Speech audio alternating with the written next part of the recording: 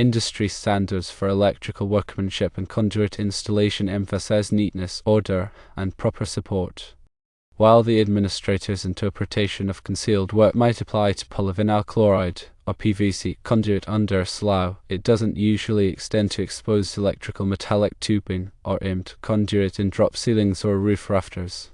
Quality conduit bending involves accurate 90-degree bends, correct strap usage, and aligned knockout holes in junction boxes. Deviating from these principles not only compromises aesthetics but also potentially the safety of the electrical system.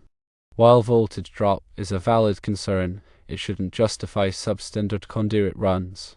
Proper wire sizing and circuit design can address voltage drop without compromising workmanship. The reference to a union handbook from Chicago is also questionable.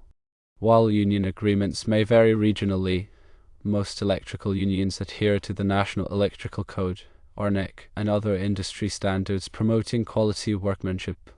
In most jurisdictions, electrical inspectors wouldn't approve the described conduit installation.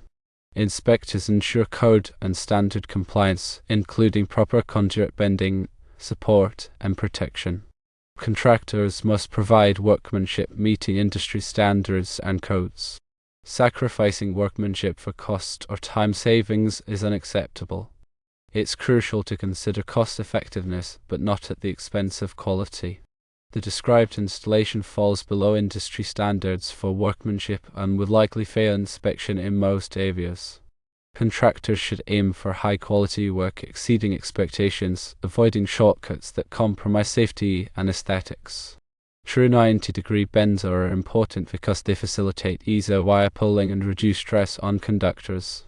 Inconsistent bends can create sharp edges that damage insulation over time, leading to potential short or ground faults. Proper use of straps is essential for securing conduit runs. Straps should be spaced according to code requirements to prevent sagging and ensure the conduit remains firmly in place. This not only improves the appearance of the installation but also prevents strain on connections and equipment. Aligning knockout holes in junction boxes is a basic but crucial aspect of professional electrical work. Misaligned holes can create sharp edges that damage conductors as they enter or exit the box. Additionally, using the correct size knockout for the conduit ensures a secure and weatherproof connection. Voltage drop occurs when the voltage at the end of a circuit is lower than the voltage at the source. This can be caused by long wire runs, undersized conductors, or high current loads. Excessive voltage drop can lead to equipment malfunction, reduced lighting output, and increased energy consumption. The NEC provides guidelines for calculating voltage drop and recommends appropriate conductor sizes to minimize its effects. Regarding union agreements, while specific rules and regulations may vary between local unions, the overall goal is to ensure quality workmanship and safety.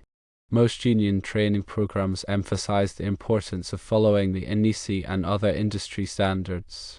The electrical inspectors play a critical role in ensuring that electrical installations are safe and compliant with codes. They review plans, conduct on-site inspections, and issue permits.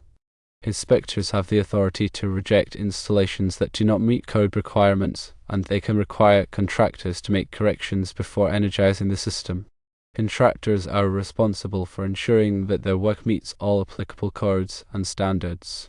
This includes obtaining necessary permits, following approved plans, and using qualified personnel. Contractors should also be aware of any local amendments to the NEC and ensure that the work complies with those requirements as well. Cost effectiveness is always a consideration in electrical work, but it should not come at the expense of safety or quality. Contractors should provide accurate estimates that reflect the true cost of performing the work in a safe and professional manner. Cutting corners to win bids can lead to substandard installations that are more likely to fail or cause safety hazards.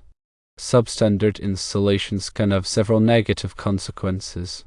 They may not meet the power requirements of the equipment they are intended to serve, leading to malfunctions or damage. They can also create fire hazards due to overheating or arcing.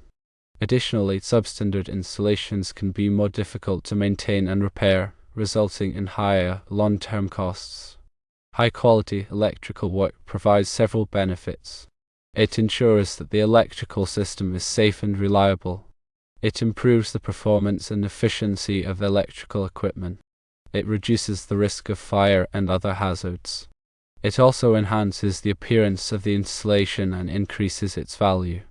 Industry standards for electrical workmanship are based on years of experience and research. They are designed to ensure that electrical installations are safe, reliable, and efficient. Following these standards is essential for protecting people and property from electrical hazards. The NEC is a comprehensive set of standards for electrical installations.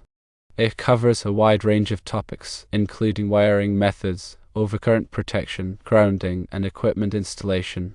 The NEC is updated every 3 years to reflect changes in technology and best practices. Electrical inspections are an important part of the process of ensuring electrical safety. Inspectors review plans, conduct on-site inspections, and issue permits. They have the authority to reject installations that do not meet code requirements, and they can require contractors to make corrections before energizing the system. Qualified personnel are essential for performing electrical work safely and correctly. The electricians should be properly trained and licensed, and they should have experience working on the type of electrical system they are installing or repairing. Accurate estimates are important for ensuring that electrical work is performed safely and correctly. Estimates should reflect the true cost of performing the work, including labor, materials, and permits. Cutting corners to win bids can lead to substandard installations that are more likely to fail or cause safety hazards. Safety is the top priority in electrical work. Electricians should always follow safe work practices, such as energizing circuits before working on them, wearing appropriate personal protective equipment, and using properly insulated tools. Reliability is also important. Electrical systems should be designed and installed to provide reliable power to the equipment they are intended to serve. This includes using high-quality components, following proper wiring methods, and providing adequate overcurrent protection. Efficiency is another consideration. Electrical systems should be designed and installed to minimize energy consumption. This includes using energy-efficient equipment, optimizing lighting levels, and reducing voltage drop. The appearance of the installation can also be important. Neat and orderly wiring can improve the overall appearance of a building and make it easier to maintain and repair the electrical system. Value is the ultimate goal. High-quality electrical work can increase the value of a building and provide long-term benefits for its owners and occupants. Industry best practices recommend using conduit bending equipment to achieve accurate and consistent bends. Hand benders are suitable for smaller conduit sizes, while hydraulic benders are typically used for larger sizes. When bending conduit, it's important to follow the manufacturer's instructions and use the correct bending radius to avoid damaging the conduit. Conduit straps should be spaced according to code requirements. The NEC specifies maximum spacing distances based on conduit size and type. Using the correct type of strap is also important. Metal straps should be used for metal conduit, and non-metallic straps should be used for non-metallic conduit. Junction boxes should be sized appropriately for the number and size of conductors entering the box. The NEC provides guidelines for calculating the minimum size of junction boxes. All connections within the junction box should be made using approved connectors and should be properly tightened. Wire sizing is crucial for preventing voltage drop and ensuring that conductors can safely carry the intended current. The NEC provides tables that specify the ampacity of different conductor sizes based on their insulation type and temperature rating. When calculating voltage drop, it's important to consider the length of the circuit, the current being carried, and the conductor's resistance.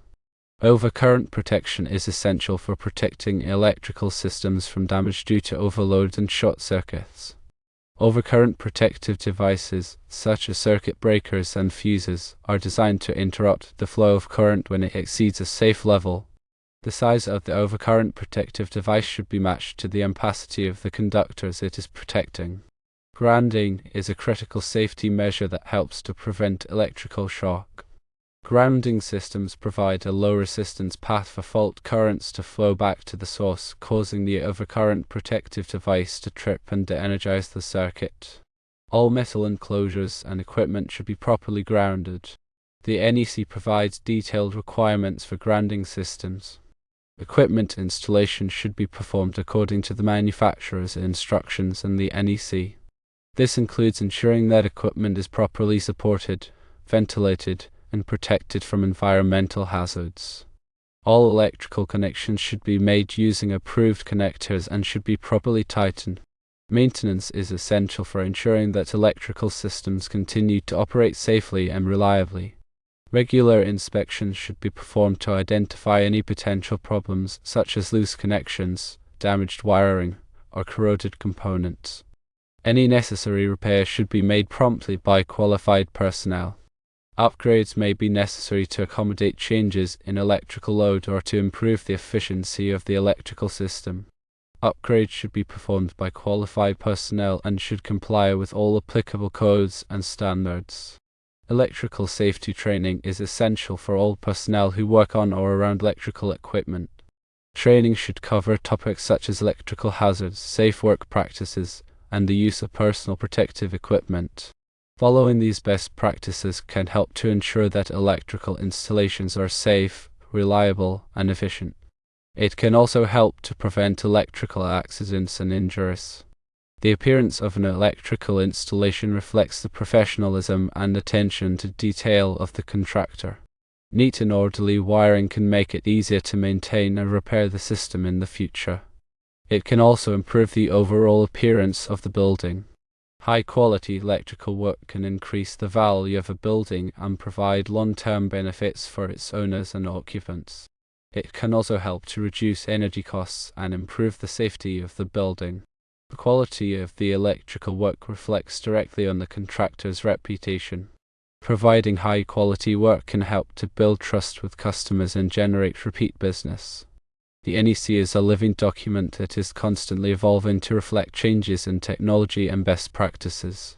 Staying up to date on the latest code requirements is essential for ensuring that electrical installations are safe and compliant. Electrical inspections are a valuable tool for ensuring that electrical work is performed correctly. Inspectors can identify potential problems and ensure that contractors make necessary corrections before energizing the system. Qualified personnel are essential for performing electrical work safely and correctly. The electrician should be properly trained and licensed, and they should have experience working on the type of electrical system they are installing or repairing. Safe work practices are essential for preventing electrical accidents and injuries. Electricians should always de-energize circuits before working on them, wear appropriate personal protective equipment, and use properly insulated tools. Cost effectiveness is important, but it should not come at the expense of safety or quality. Contractors should provide accurate estimates that reflect the true cost of performing the work in a safe and professional manner. Substandard installations can have serious consequences, including electrical fires, equipment damage, and personal injury. It's important to avoid cutting corners and to prioritize safety and quality. High-quality electrical work provides long-term benefits, including improved safety, reliability, and efficiency. It can also increase the value of a building and enhance its overall appearance. To expand on the topic of junction boxes, let's explore some more detailed aspects. Junction boxes serve as protective enclosures for wire connections, preventing accidental contact and ensuring safety. Proper sizing of junction boxes is not merely aesthetic, it's a code requirement based on the number and size of conductors within the box, as outlined in the NEC. Overcrowding can lead to overheating and potential insulation damage, increasing the risk of shorts and fires. The NEC specifies minimum box fill calculations that consider the volume occupied by conductors, devices like switches or receptacles, and internal cable clamps. These calculations ensure adequate space for heat dissipation and safe conductor manipulation. Knockouts, the pre-cut holes in junction boxes for conduit or cable entry, should be used appropriately. Unused knockouts must be closed with appropriate hole seals or knockout closures to maintain the box's integrity and prevent the entry of dust, moisture, or foreign objects. When multiple conduits enter a junction box, they should be aligned and secured using proper connectors. Connectors provide mechanical support for the conduit and protect conductors from abrasion against the sharp edges of the knockout. Grounding within junction boxes is critical. All metal junction boxes must be grounded, and all grounding conductors within the box must be connected together using approved grounding connectors or methods. This creates a low impedance path for fault current, ensuring that overcurrent protection devices trip quickly in the event of a ground fault. In damp or wet locations, junction boxes must be rated for the environment. These boxes are typically made of non-metallic materials or are specially coated to resist corrosion. They also feature watertight covers and seals to prevent moisture from entering the box. Listed and labeled products are essential. All junction boxes and associated components should be listed and labeled by a recognized testing laboratory, such as Underwriters Laboratories or all. Listing ensures that the products have been tested and meet applicable safety standards. The use of terminal blocks with strips within junction boxes can provide an organized and efficient method for connecting multiple conductors. Terminal blocks offer secure connections and facilitate easy troubleshooting and maintenance. Securing conductors properly within a junction box is important to prevent strain on connections and ensure long-term reliability. Conductors should be neatly arranged and secured with cable ties or other approved methods. Junction box covers must be securely fastened to the box to prevent accidental access to live parts and to maintain the box's environmental rating. Tamper-resistant covers may be required in certain locations to prevent unauthorized access. Regular inspection and maintenance of junction boxes are essential for identifying and addressing potential problems.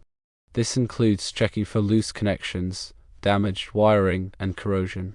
Any necessary repairs should be made promptly by qualified personnel.